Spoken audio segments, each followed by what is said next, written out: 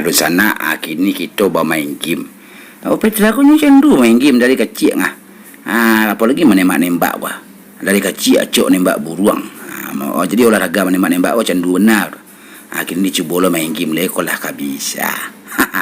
Jadi ada di sana deh. Petra kolak menembak. Di sana kita tembak pajak aku jahit. Ditembak kepalanya gua. 1, 2, 3, 2 lajang. Tang. Dua sayang. Ada nak lari. Cuba lari dan kaja. Dan tembak kepala dak pinggang. Cia. Bayu lari lah. Tang kena kuam. Saya dah.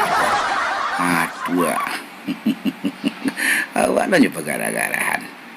Aku sekali layak tembak dulu. Tua. Start misi. Alaikulah.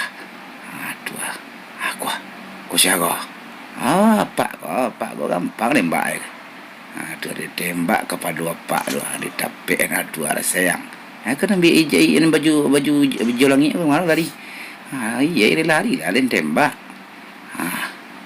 Awak malih awak jadi penjahit tu. Dua tembak dua kan naik pelusuang. Yo. Aku ada celai. Mari benar lah dia lajang ni dia tembak dan kau si kalau satu lo mengariku lah aku tembak udah tembak lo aku tembak batu itu tembak sudah gitu lah mesin pilot ulang balik start melalui tak apa aku salah tembak bisa anak lain aku tembak lo dia tembak dan pakai baju sirah dulu tu ambil lagi kencang. Dua dapat kapal luar. Kau lari lah. Lari dengan gajah. Dengan gajah. Kemang kau lari. Dua pek kapal luar lah sayang. Aku nak baju hijau kan boleh lari lah. Okay. Dua. Di kuat. Lari lah. Okay, tembak tu. Dua. Pak yang perlu kendali dua. Dua. Ya. Karena ku duang labah ku doang lah sayang. Ayo.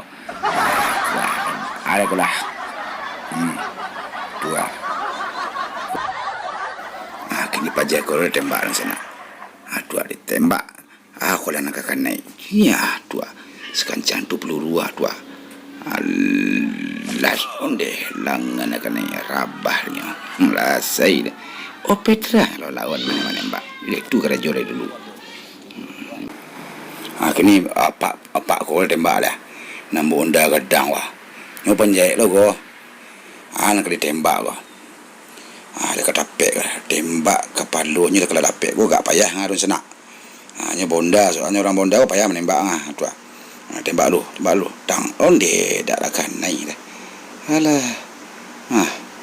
Tembak sekali tang dia dak lo dapet.